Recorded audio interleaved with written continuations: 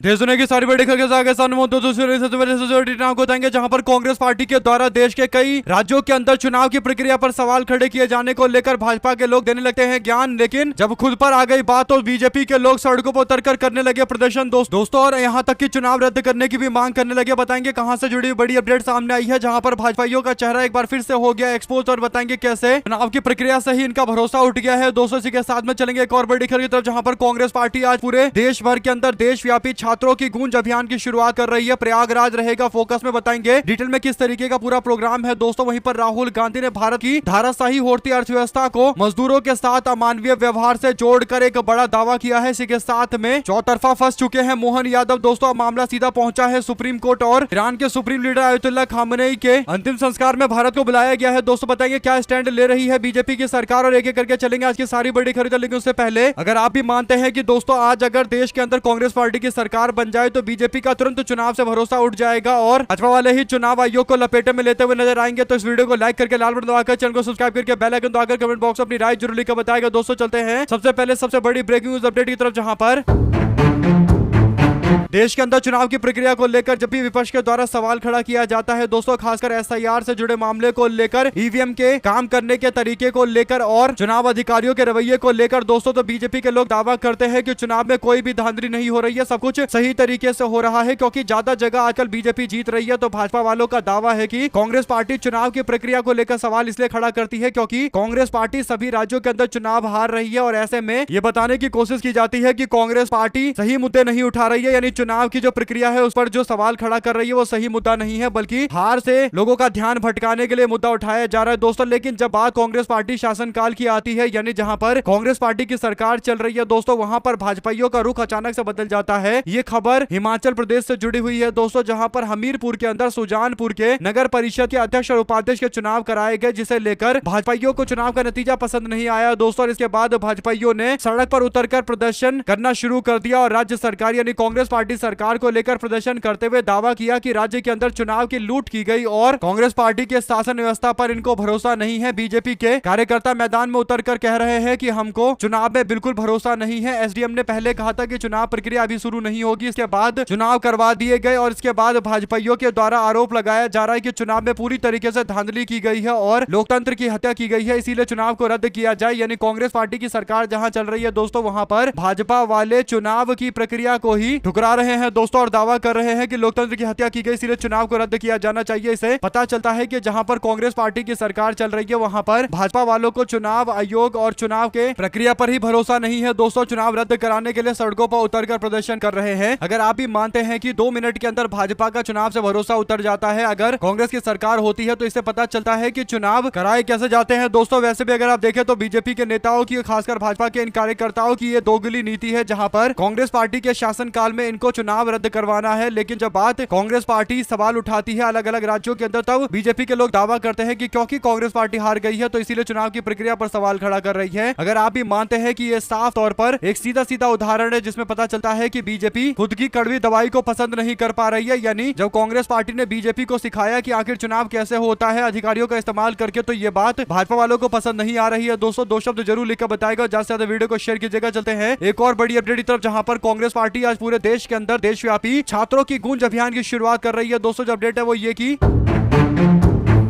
राजस्थान के कोटा में अपनी छात्रों के साथ सीधे संवाद करने के बाद लोकसभा में नेता प्रतिपक्ष राहुल गांधी अब उत्तर प्रदेश पहुंचेंगे दोस्तों। कोटा में कांग्रेस पार्टी की छात्रों की गूंज पहल के तहत राहुल गांधी ने छात्रों से सीधी बातचीत की थी और उत्तर प्रदेश के प्रयागराज में ऐसी ही कार्यक्रम का आयोजन होगा, और कांग्रेस पार्टी ने जुलाई के दूसरे सप्ताह के अंदर होने वाली इस विशेष रैली के लिए छात्रों और युवाओं को एकजुट करने का मकसद रखा है, और 25 जून 2026 को बड़े पैमाने पर संपर्क अभियान की शुरुआत की जाएगी दोस्तों। यानी आज बड़े स्तर पर अभियान की शुरुआत की जा रही है। कांग्रेस पार्टी ने इस अभियान की जिम्मेदारी उत्तर प्रदेश कांग्रेस प्रदेश कमेटी के महासचिव अनिल यादव को सौंपी है, जो प्रयागराज के अंदर छात्रों से जुड़ेंगे और छात्रों के कार्यक्रम की बागडोर संभालेंगे दोस्तों। इसके अलावा छात्रों पर केंद्रित पूरे महीने चलने वाले अभियान की निगरानी का जिम्मा अनिल यादव को मिला है। इस दौरान पेपर लीक जैसे छात्रों से जुड़े मुद्दे, भर्ती में देरी और बेरोजगारी और अच्छी शिक्षा की कमी और केंद्र सरकार से जुड़े कई और मामलों पर चर्चा की जाएगी। कांग्रेस के नेताओं का कहना है कि इस दौरान कांग्रेस के कार्यकर्ता पूरे प्रयागराज के अंदर नुक्कड़ सभाएं करेंगे, नुक्कड़ नाटक करेंगे, पर्चा वितरण करेंगे, मशाल जुलूस निकालेंगे, छात्रों, शिक्षकों और नागरिक समाज के लोगों के साथ बैठक करेंगे। इसके अलावा मिस कॉल कैंपेन शुरू करेंगे जिसके जरिए युवाओं को, छात्रों को साथ में जोड़ा जाएगा। दोस्तों ऐसे में अनिल यादव का कहना है कि प्रयागराज ऐतिहासिक तौर पर छात्र राजनीति का केंद्र है और राहुल गांधी छात्रों के मुद्दे, उनकी चिंताएं और प्रभावशाली तरीके से उठा रहे हैं। पार्टी नेताओं का कहना है कि इस अभियान का मकसद छात्रों की शिकायत को विस्तृत रूप से राजनीतिक विमर्श का हिस्सा बनाना है और इसीलिए इसकी शुरुआत आज बड़े स्तर पर की जा रही है। दोस्तों पूरे देश भर के अंदर जगह जगह पर कांग्रेस पार्टी प्रेस कॉन्फ्रेंस भी करने वाली है जिसमें कन्हैया कुमार से लेकर जीतू पटवारी और पप्पू यादव से लेकर पवन खेड़ा, सुप्रिया शिनेट के साथ साथ सचिन पायलट मैदान में उतरने वाले हैं। अगर आप भी मानते हैं कि कांग्रेस पार्टी का यह अभियान छात्रों को जोड़कर एक नई तरीके की देश के अंदर हवा बनाएगा दोस्तों, तो अपनी राय जरूर लिखकर बताएगा। इसी के साथ में उत्तर प्रदेश के अंदर मजदूरों के साथ अमानवीय व्यवहार को लेकर राहुल गांधी ने कहा कि ये कोई आम अपराध नहीं है, ये धाराशाही अर्थव्यवस्था का मामला है। राहुल गांधी ने कहा कि ये मजदूर ऐसी खतरनाक परिस्थिति में किन मजबूरियों में फंस जाते हैं जब रोजगार खत्म हो जाता है, आमदनी ठहर जाती है। सबसे कमजोर वर्गों के लिए बने मनरेगा और श्रम कानून जैसी सुरक्षाएं कमजोर कर दी जाती है तो हताशा देश के अंदर बढ़ जाती है। यानी जिस तरीके से मुजफ्फरनगर के अंदर उत्तर प्रदेश में मजदूरों की बंधुआ मजदूरी का मामला सामने आया है, ये चौंकाने वाला है। राहुल गांधी ने कहा कि बिना मजदूरी दिए काम कराने के अलावा मजदूरों को कुत्तों से कटवाना और भाले से गोंदना, कोड़े मारना और मवेशियों का चारा खिलाना यह इंसानी गरिमा पर हमला है और पीड़ितों को न्याय के साथ पुनर्वास की मांग राहुल गांधी ने की है। दोस्तों इसके पीछे सबसे बड़ा कारण बताया है कि देश के अंदर अर्थव्यवस्था गर्त में जा रही है। इस कारण से मजदूर अपनी मजदूरियों के कारण ऐसे मामले में फंस जाता है और देश के अंदर रोजगार खत्म हो रही है और मनरेगा श्रम कानून को कमजोर किया जाना एक बड़ा कारण बताया जा रहा है। दोस्तों ऐसे में अगर आप भी मानते हैं कि राहुल गांधी ने देश की अर्थव्यवस्था और मजदूरों के साथ हो रहे अन्याय के मामले को लेकर, खासकर मुजफ्फरनगर के मामले को जोड़कर जो बात कही है वो एकदम सही है। देश के अंदर मजदूरों की स्थिति, कामगारों की स्थिति जो है वो देश की अर्थव्यवस्था, जो बर्बाद होती अर्थव्यवस्था है उसका ही एक प्रतिबिंब है। तो अपनी राय जरूर लिखकर बताएगा दोस्तों। इसी के साथ में चलते हैं एक और बड़ी खबर की तरफ जहां पर कांग्रेस पार्टी के नेता जयराम रमेश की ओर से नरेंद्र मोदी की राजनीति को मोदीनॉमिक्स को समझाया गया है दोस्तों। और कांग्रेस के नेता जयराम रमेश कहते हैं कि मोदीनॉमिक्स का मतलब होता है अमेरिका का तुष्टीकरण करो और चीन के समक्ष समर्पण करो। और जयराम रमेश का प्रधानमंत्री मोदी पर भी तंज है दोस्तों। उन्होंने 2025-26 में अमेरिका के साथ भारत का वस्तु व्यापार अधिशेष $34 बिलियन के आसपास था, जबकि 2024-25 में ये $40 बिलियन के आसपास था। कहने का मतलब ये दोस्तों कि अमेरिका से भारत को व्यापार करने पर पहले $40 बिलियन का फायदा होता था दोस्तों, जो अब घटकर केवल $34 बिलियन रह गया है। यानी $6 बिलियन का भारत को नुकसान हुआ है। $6 बिलियन लगभग 50-60 हजार करोड़ का आंकड़ा होता है दोस्तों। इतना नुकसान अब भारत को अमेरिका के साथ डील करने पर हो रहा है, जबकि भारत को फायदा लगातार बढ़ते रहना चाहिए था। लेकिन 2025-26 और 24-25 के तुलना में अगर आप करेंगे तो आप समझ जाएंगे कि कैसे अमेरिका अपने हिसाब से भारत के साथ व्यापार को तोड़ मड़ोड़ कर रहा है दोस्तों। ऐसे ही चाइना की बात करें तो भारत का घाटा चल रहा है चाइना के साथ व्यापार करने पर, जो पहले 99.2 बिलियन का था दोस्तों। 2024-25 में वो आगे बढ़कर $112 बिलियन का हो जाता है। यानी तकरीबन भारत $13 बिलियन का अतिरिक्त नुकसान चाइना के साथ में डील करके केवल एक साल के अंदर एक्स्ट्रा झेल रहा है दोस्तों, यानी अत्यधिक झेल रहा है। कुल मिलाकर लगभग एक साल के अंदर चाइना से भारत का जो व्यापारिक घाटा है दोस्तों वो 1 लाख करोड़ से ऊपर बढ़ चुका है। यानी केवल एक साल में 1 लाख करोड़ से आसपास और ज्यादा नुकसान भारत को व्यापारिक नुकसान चाइना के साथ डील करने पर हो रहा है। तो इसे पता चलता है कि अमेरिका से ना फायदा हो पा रहा है ना चीन से भारत का नुकसान रुक पा रहा है, यानी दोहरी मार पड़ रही है दोस्तों। इसीलिए कांग्रेस पार्टी ने मोदी के नॉमिक्स को, यानी मोदी की जो इकोनॉमिक अर्थव्यवस्था है जिसे मोदीनॉमिक्स कहा जाता है, उसको अमेरिका का तुष्टीकरण और चीन के समक्ष समर्पण बता रहे हैं। और ये बात एकदम सही है दोस्तों। आप लोग अपनी राय जरूर लिखकर बताएंगे। इस पूरे मामले पर चलते हैं एक और बड़ी खबर की तरफ जहां पर बुरी तरह फंस गए हैं मोहन यादव। मध्य प्रदेश के मुख्यमंत्री मोहन यादव को लेकर अचानक से आ रही रिपोर्टों से पता चल रहा है कि मोहन यादव के खिलाफ एक बड़ी साजिश बीजेपी के अंदर से हो रही है दोस्तों। खासकर संघ के लोग इनको हटाना चाहते हैं। मोहन यादव और उनके परिवार द्वारा कथित तौर पर बड़े पैमाने पर जमीन घोटाले के मामले में कांग्रेस पार्टी ने बुधवार को गंभीर आरोप लगाते हुए सुप्रीम कोर्ट के किसी मौजूदा जस्टिस की निगरानी में न्यायिक जांच की मांग की है दोस्तों। पार्टी ने बीजेपी की चुप्पी पर सवाल खड़ा करते हुए इसे उसकी मिली भगत के संकेत बताए हैं दोस्तों। नई दिल्ली में आयोजित प्रेस वार्ता के दौरान कांग्रेस पार्टी के मीडिया और प्रचार विभाग के अध्यक्ष पवन खेड़ा और मध्य प्रदेश कांग्रेस के अध्यक्ष जीतू पटवारी ने आरोप लगाया कि मुख्यमंत्री के परिवार ने उज्जैन सहित कई क्षेत्रों के अंदर जमीनें खरीदी और इसके बाद इनसाइड स्टोरी सामने आई दोस्तों। तो अब मामला पहुंच चुका है कोर्ट। उम्मीद की जा रही है कि अब कोर्ट इस मामले की सुनवाई करेगा दोस्तों। सुप्रीम कोर्ट के जज से जांच की मांग की जा रही है। आप लोग अपनी राय जरूर लिखकर बताएगा। साथ साथ चलते हैं एक और बड़ी अपडेट तब जहां पर तृणमूल कांग्रेस पर दावे की लड़ाई तेज हो गई है दोस्तों। जो अपडेट है वो ये की तृणमूल कांग्रेस पर नियंत्रण की लड़ाई अब चुनाव आयोग तक पहुंच गई है। ऋतव्रत बनर्जी के नेतृत्व वाले गुट ने राज्य के अंदर मुख्य निर्वाचन अधिकारी के दफ्तर में दस्तावेज जमा कराते हुए खुद को असली तृणमूल कांग्रेस बताया। दोस्तों, गुट का दावा है कि नियमों के तहत विशेष अधिवेशन बुलाकर ममता बनर्जी को हटाकर अरूप राय को नया चेयरपर्सन नियुक्त किया गया है और 30 सदस्यीय राष्ट्रीय कार्य समिति का गठन किया गया है। बता दें कि सोमवार को पूर्व मुख्यमंत्री ममता बनर्जी ने स्वयं को तृणमूल कांग्रेस का चेयरपर्सन बताते हुए राष्ट्रीय कार्य समिति की सूची चुनाव आयोग को भेजी थी, जिसमें सांसद अभिषेक बनर्जी को राष्ट्रीय महासचिव बनाया गया था। इसके बाद ऋतव्रत बनर्जी ने अपनी प्रतिक्रिया दी है दोस्तों, और उनके द्वारा कहा गया कि हम चुनाव चिन्ह की मांग करने की आवश्यकता नहीं समझते, क्योंकि 2/3 विधायक हमारे पास में है। असली तृणमूल तो हम लोग हैं, पार्टी हमारे पास है, हम लोग ही असली तृणमूल हैं। और सूत्रों के मुताबिक प्रतिनिधिमंडल ने मुख्य निर्वाचन अधिकारी नीलम मीणा से मुलाकात करके विशेष अधिवेशन की कार्रवाई से जुड़े दस्तावेज सौंपे हैं। दोस्तों, ऋतव्रत बनर्जी ने दावा किया है कि राष्ट्रीय कार्य समिति की बैठक की जानकारी भी दिल्ली स्थित चुनाव आयोग को दे दी गई है। प्रतिनिधिमंडल में ऋतव्रत बनर्जी, संदीपन साहा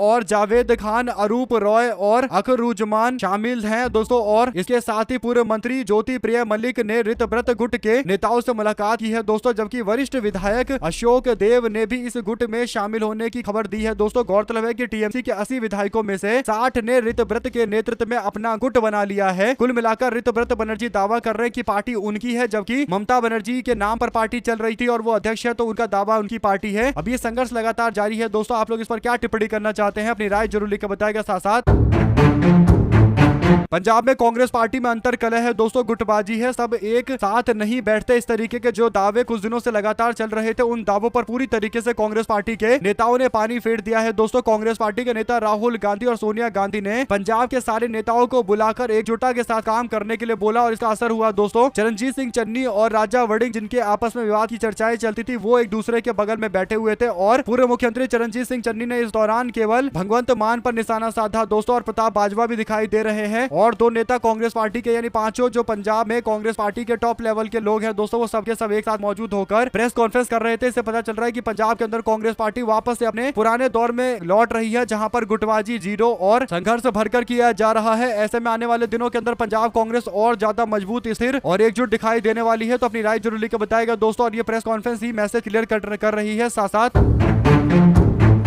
भारत का पासपोर्ट अगर आपके पास है दोस्तों, तो आपकी नागरिकता की गारंटी नहीं है। ये जवाब दिया है बीजेपी की विदेश मंत्रालय के द्वारा, यानी भाजपा का जो विदेश मंत्रालय है, उन्होंने कहा कि जो पासपोर्ट है उससे नागरिकता तय नहीं होती। अगर किसी व्यक्ति के पास भारत का पासपोर्ट है तो इसका मतलब ये नहीं कि वो भारत का नागरिक ही होगा। इस मामले को लेकर दोस्तों जो पासपोर्ट रूल 1980 है उसका जिक्र करते हुए लोगों ने कहा कि पासपोर्ट अधिनियम 1967 स्पष्ट रूप से कहता है कि भारतीय नागरिकों के अलावा कोई अन्य व्यक्ति भारतीय पासपोर्ट प्राप्त नहीं कर सकता। अगर कोई करता है तो ये दंडनीय अपराध होगा। जो कोई भारत का नागरिक ना होते हुए पासपोर्ट के लिए आवेदन करता है या अपनी राष्ट्रीयता के संबंध में जानकारी छिपाकर पासपोर्ट प्राप्त करता है तथा जाली भारतीय पासपोर्ट या यात्रा दस्तावेज अपने पास रखता है, उसे 5 साल तक कारावास और 50,000 रुपए तक का जुर्माना और दोनों से दंडित किया जा सकता है। यानी जब किसी व्यक्ति को भारतीय नागरिक नहीं होने पर पासपोर्ट लेने पर दंडित किया जा सकता है, तो क्या पासपोर्ट भारत की राष्ट्रीयता का प्रतीक नहीं है? ये कहीं न कहीं अपने आप में ही विरोधाभासी मामला नजर आता है दोस्तों। इससे पता चलता है कि कैसे पासपोर्ट को लेकर बीजेपी सरकार ही कंफ्यूज है दोस्तों। विदेश मंत्रालय कहता है कि पासपोर्ट कोई दस्तावेज नहीं है जिससे किसी की नागरिकता तय की जाए, लेकिन दूसरी ओर केवल भारतीय लोगों को ही पासपोर्ट दिया जाता है। तो ये तो मतलब एक ही बात को दो अलग अलग तरीके से बोलकर एक दूसरे के खिलाफ बात रखने जैसी हो जाएगी, यानी कॉन्ट्रडिक्शन साफ तौर पर दिखाई देता है दोस्तों। साथ ही साथ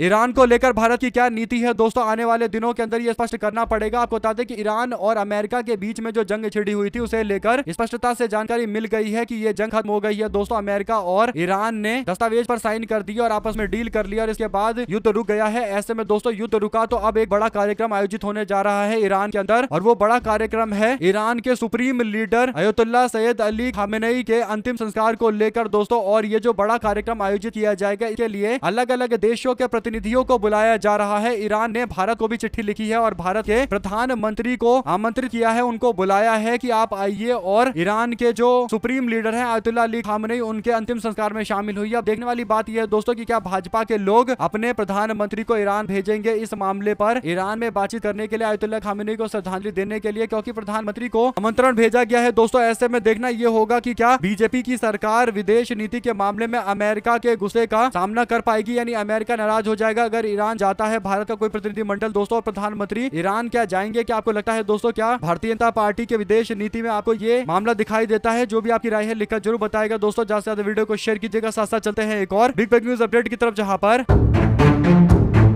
बिहार के अंदर भरत भूषण तिवारी के न्याय की मांग को लेकर महापंचायत का आयोजन किया गया दोस्तों। महापंचायत में अलग अलग समाज के लोग बड़ी संख्या में इकट्ठा हुए और सबने भरत भूषण तिवारी के न्याय की मांग की दोस्तों। भरत भूषण तिवारी के न्याय की मांग करने के साथ ही 4 बड़ी बातें पंचायत में महापंचायत के अंदर उठाई गई दोस्तों। चारों पर मोहर लगाते हुए इन चारों मामले पर कार्रवाई करने के लिए बोला गया है। पहला ये कि जो FIR लिखी गई है भरत भूषण तिवारी के हत्याकांड से जुड़े मामले को लेकर उसमें SDM और कुंदन कृष्णन का नाम जोड़ा जाना चाहिए। इसके बाद जो दूसरी मांग है वो की भरत तिवारी के परिजनों को 1 करोड़ रुपए की राशि और उनके भाई को नौकरी दी जाए। तीसरा ये कि जिस कटान पीड़ित दलित और पिछड़ों की लड़ाई भरत तिवारी लड़ रहे थे उनके लिए स्मार्ट गांव के रूप में भरत नगर के रूप में उनके गांव को विकसित किया जाए। चौथा ये कि सभी आरोपी पुलिस कर्मी और अधिकारियों को गिरफ्तार करके जेल में डाला जाए, अन्यथा श्राद्ध कर्म के बाद विधानसभा का घेराव किया जाएगा। तो ये मामला अभी इतनी जल्दी थमता हुआ नजर नहीं आ रहा दोस्तों। ये जो 4 मांग की गई है, ये 4 मांग जरूरी है। ऐसे में कुछ लोगों का मानना है कि DM का नाम भी लिस्ट में आना चाहिए, क्योंकि किसी बड़े व्यक्ति के आदेश के बाद ही एनकाउंटर किया गया होगा। ये कोई छोटा मोटा मामला तो था नहीं, इतना बड़ा हाई प्रोफाइल मामला है। तो जरूर पटना में बैठे किसी अधिकारी ने आदेश दिया और उसके आधार पर यह कार्रवाई हुई है, एनकाउंटर हुआ है, तो उस व्यक्ति को भी नापा जाना चाहिए। ऐसे में दोस्तों बिहार के अंदर लगातार गतिविधि जारी है और महापंचायत में भरत भूषण तिवारी को लोगों ने याद किया है। बड़ी संख्या में लोगों का हुजूम देखने को मिला दोस्तों। और प्रशांत किशोर भी इस मामले को लेकर कूदे हैं दोस्तों। प्रशांत किशोर ने कहा कि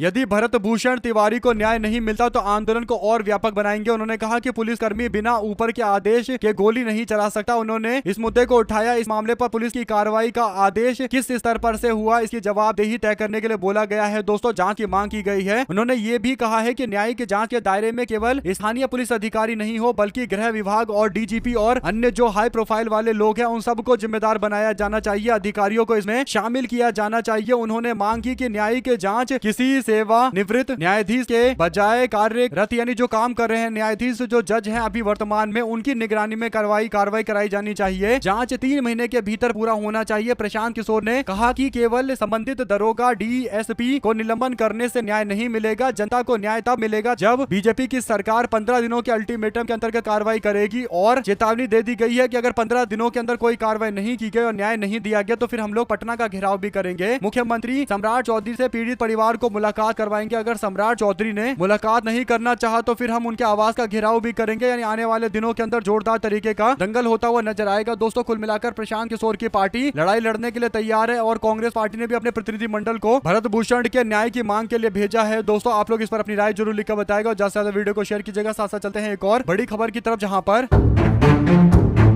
कानपुर में विधानसभा चुनाव के पहले सियासी हलचल तेज हो गई है दोस्तों। नगर निगम में पार्षदों के खिलाफ ही मोर्चा खोल दिया है। सत्ता पक्ष के पार्षद अब अपने ही बागी पार्षदों के खिलाफ मैदान में उतर आए हैं। उन्होंने संगठन को भी सीधे तौर पर चेतावनी दे दी है दोस्तों। कानपुर के अंदर भारतीय जनता पार्टी के पार्षदों के गुट एक दूसरे के आमने सामने आ गए हैं। बागी 6 पार्षदों के खिलाफ बुधवार को BJP के 75 पार्षदों ने मोर्चा खोल दिया। इस दौरान सपा और निर्दलीय पार्षद भी मौजूद रहे। प्रमीला सभागार मोती झील में आयोजित पत्रकार वार्ता के दौरान भाजपा पार्षद दल के नेता नवीन पंडित ने अपने आप को बागी कहने के साथ ही 6 पार्षद भाजपा पार्टी का नुकसान करवा रहे हैं। ये बयान देते हुए कहा कि पार्टी इनके खिलाफ कार्रवाई करे वरना हम लोग कार्रवाई करेंगे। नवीन पंडित ने कहा कि संगठन या तो इन पर कार्रवाई करे या फिर हम सभी 75 भाजपा के लोग पार्षद जो 75 भाजपा के हैं वो सबके सब सामूहिक इस्तीफा दे देंगे। पिछले 6 महीने से खींचतान लगातार जारी है। भाजपा पार्षद ने कहा कि विगत 3 साल में कभी भी पत्रकार वार्ता करने में हमारी इतनी व्यवस्था नहीं थी, लेकिन आज हो रहा है। अत्यंत क्षोभ और आक्रोश के साथ हमको ये बोलना पड़ रहा है। बागी पार्षद निरंतर संगठन, सरकार और नगर निगम की शाखा का बटा लगाने का प्रयास कर रहे हैं। आधारहीन बयानों को लेकर ये सारी चर्चा चल रही है दोस्तों। ऐसे में गुटबाजी खुलकर भाजपा के अंदर जारी है और इसका सबसे बड़ा कारण ये है दोस्तों कि BJP के लोग कहीं ना कहीं हर तरीके से ज्यादा फायदा सत्ता में रहकर पाना चाहते हैं और इसके लिए अलग अलग तरीके के गुट चल रहे हैं। एक गुट दूसरे गुट पर आरोप लगा रहा है। एक गुट कह रहा है हम इस्तीफा दे देंगे, धमकी दे रहा है, और दूसरा गुट कह रहा है कि अगर सामने वाले ने इस्तीफा नहीं दिया तो हम इस्तीफा दे देंगे। और ये एकदम ही एक दूसरे के खिलाफ एकदम माहौल चल रहा है दोस्तों। साथ ही साथ तमिलनाडु में 2025-26 एकेडमिक ईयर के लिए खाली पड़ी 152 in service super specialist medical सीटों को ऑल इंडिया कोटा में ट्रांसफर के फैसले को सुप्रीम कोर्ट में चुनौती दी गई है। दोस्तों, इस याचिका पर सुनवाई करते हुए शीर्ष अदालत ने केंद्र और राज्य सरकार को नोटिस जारी किया है। जस्टिस बीवी नागरत्ना, जस्टिस जाल्यमाल्य बागची की तरफ से तमिलनाडु मेडिकल ऑफिसर्स एसोसिएशन के याचिका पर यह नोटिस जारी किया गया है। दोस्तों, सुप्रीम कोर्ट ने केंद्र के साथ तमिलनाडु सरकार और अन्य संबंधित पक्षों को नोटिस जारी करते हुए संबंध में जवाब मांगा है। दोस्तों, आपको बता दें कि सुनवाई के दौरान बेंच ने कहा कि अगर कोई सरकारी डॉक्टर स्किल हासिल करता है तो प्राइवेट डॉक्टर की तुलना में पब्लिक हेल्थ के लिए बेहतर सेवा दे पाएगा। सर्वोच्च अदालत ने यह भी कहा कि इन सर्विस कैंडिडेट एक अलग कैटेगरी बनाते हैं क्योंकि वे एक ही समय में काम और पढ़ाई दोनों करते हैं। सुप्रीम कोर्ट में दायर याचिका में तमिलनाडु के मेडिकल कॉलेज में खाली पड़ी 152 इन सर्विस सुपर स्पेशलिस्ट सीटों से जुड़ी हुई है। 2025-26 के एकेडमिक ईयर के लिए राज्य के लिए यह तय की गई थी। तमिलनाडु मेडिकल ऑफिसर्स एसोसिएशन ने यह याचिका सुप्रीम कोर्ट में दायर की है। इसमें अधिकारियों को इन सीटों को ऑल इंडिया कोटा में सरेंडर करने से रोकने के लिए कहा गया है। एसोसिएशन ने कहा कि जब तक की काउंसलिंग प्रोसेस बाद के फेज तक ना पहुंच जाए, इसने तमिलनाडु में इन सर्विस कैंडिडेट को काउंसलिंग के तीसरे राउंड या मॉप अप राउंड के दौरान इन सीटों के लिए मुकाबला करने की अनुमति भी मांगी है। ऐसे में दोस्तों, लगातार मेडिकल कॉलेज की सीटों को लेकर संघर्ष जारी है। आप लोग की क्या राय है, लिखकर जरूर बताएगा। बहुत बहुत धन्यवाद जुड़ने के लिए। जय हिंद, जय भारत।